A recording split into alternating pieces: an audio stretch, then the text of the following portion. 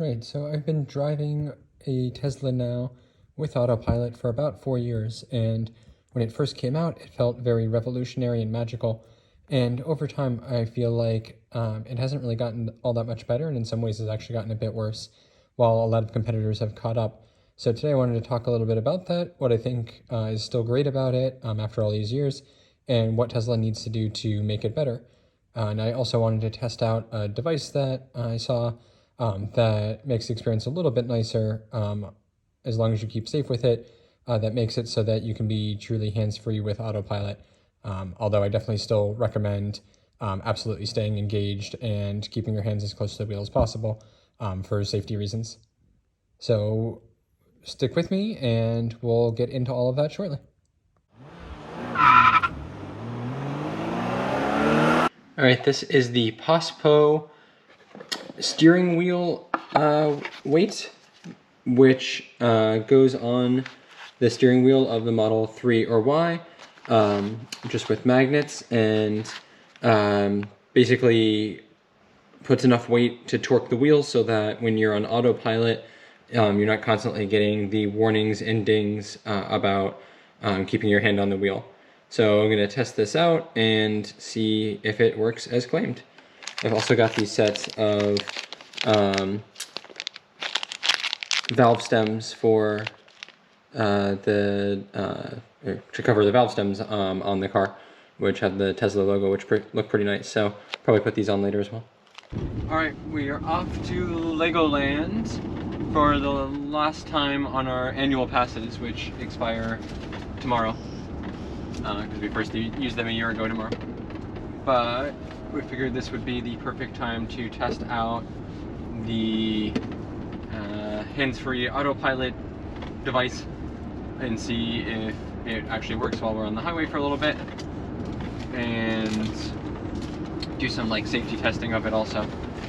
And I'm also excited because going to Legoland, they have a free charger there, and I don't know why, no matter how many times we do it, and even after all these years, I still get giddy about having a free charger for something while we're there.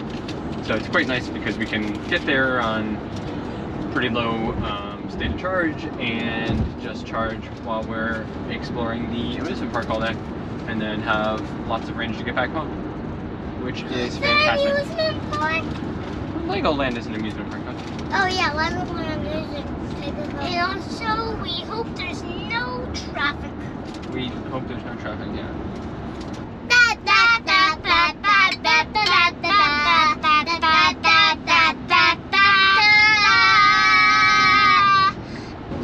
Okay, so it goes on like that with magnets, and it is molded to fit right on there. So basically it's just a weight that holds the steering wheel like that so that you don't have to keep your hand on it.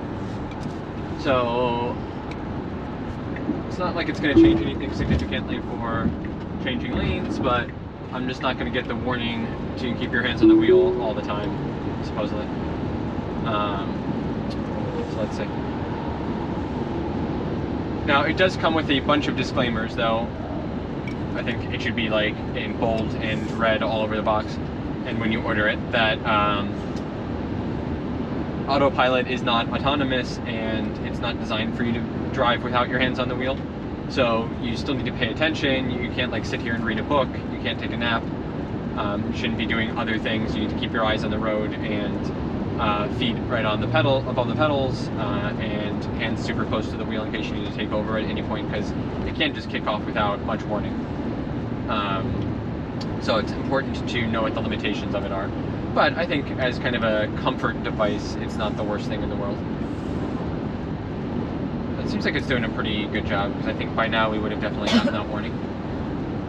I wonder how it would do on a really straight stretch of road where the wheel's not really turning at all, because the way it basically works is that the counterweight of this against the torque going into the wheel from the car steering it gets noticed by the sensors, and that's how it detects that you've got your hand on the wheel.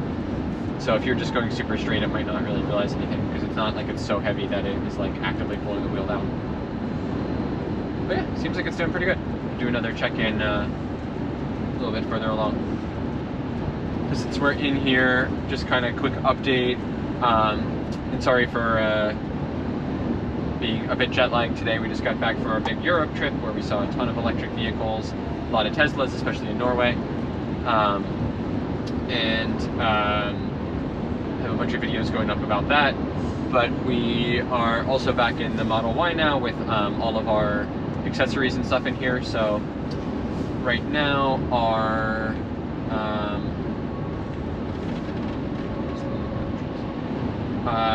wheels look like they're doing, let's see, pretty well energy-wise. So we're averaging 271 watts per mile, or watt-hours per mile, since putting those wheels on. Whereas over the lifetime of the car, which is this one, when we had the standard aero wheels on, we were doing 271 watt-hours per mile. So we're using a little bit less, so about 1% maybe, which probably equates to an extra like 2 or 3 miles of range totally charged, but it's still something. Plus, I think just like the way they look, I think they look much better. Cool. Not only getting tailgated, but also almost just got flipped by a truck there who wasn't looking. Great to be back in New Jersey driving. And then to my accessories, where the link is down in the description, where you can save 10% by using my code. All of that is doing pretty well. I actually think the extra time with the diffuser, the air freshener, has meant that it's not quite as strong now, so I actually find it quite pleasant now. It smells good in the car. Whereas before, like it was just putting out pretty strong scent, so it's just taking a little bit of time to get used to. And now that has mellowed out a little bit. I've got my water bottle down in the seat below the passenger side, on my best friend's ride. Well, I forgot that we left it in there during our trip, so it's probably pretty hot, but at least it's in there and not like rolling around the car. And we've got our wood-grained center console thing looking good here. I've been using the tray here and the charging cable to keep my phone charged on these drives. And we've got our big iced coffees back in the cup holder, a little rubberized cup holder here. Good to be back with some homemade iced coffee also. Yes, yeah, Me too. yeah, we had some really good lattes in Europe, especially Norway. Norway seems to have a really good coffee culture. Denmark a bit too, and then Germany was like sort of meh, but not bad. But not really much in the way of it's interesting.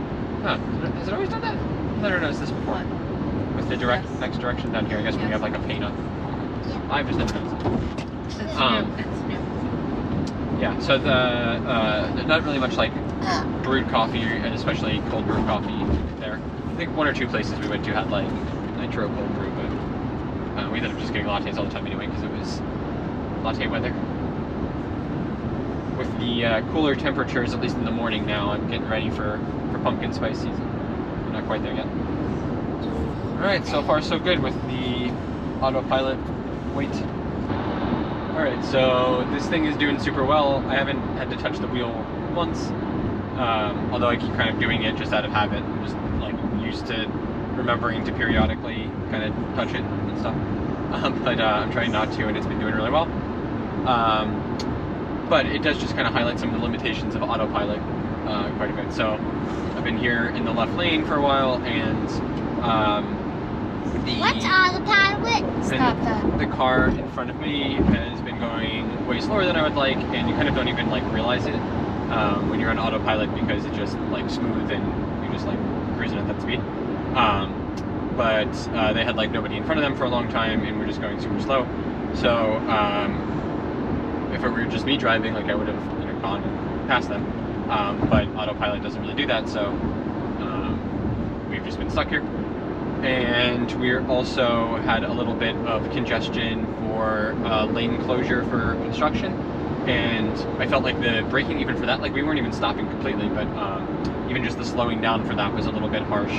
definitely much more so than I'd be able to do myself. And when you're in like stop and go traffic, it's I don't know, I find in this like more recent Model Y, especially without the radar, it's really like aggressive and like abrupt with the way that it accelerates and then brakes in traffic especially. So I really hope they smooth that out a bit, since it seems like they're not going back to putting radar in, or ideally they just put radar back in as the cars become cheaper again. Daddy, Yes, bud? when we're doing autopilot, what if there was 2 ways and you still had the autopilot on, and then what would happen? Would it just go the wrong way? Yeah, it might, yeah. But that's why you have to pay attention on the map and know which way to go, right? So honestly, the enhanced autopilot, which is sort of the upgraded tier beyond the standard one, which is what we got, but not the full self-driving, which is $15,000 now, which I mean, is insane to me. But that enhanced one, which is at $6,000 and lasts for the life of the vehicle, I still think that's way too much to be worth it, but I do wonder if that would help smooth some of the things out and would actually solve some of those pain points. Maybe not so much like the aggressiveness, but doing auto lane changes and navigating the highway on-ramps and stuff for you. I think that's pretty useful. Like I would definitely like that. So but I might have to see at some point, maybe for one of our longer road trips, if it's worth doing it for like the month of the subscription of that or not, just to try it out. So we'll see. But this seems to be working quite well, and we're approaching halfway point to Legoland already. All right. So speak of the devil. Oh my God. Oh. What is it? Traffic? Yeah. So that was like 3 autopilot fails all at the same point there. So it braked way too hard for traffic slowing down. Like to the point that I felt my seatbelt engage and my core hurt, and I only did about 2 minutes of core workout today. Then it went about halfway into the off-ramp there, because there was no lane marking.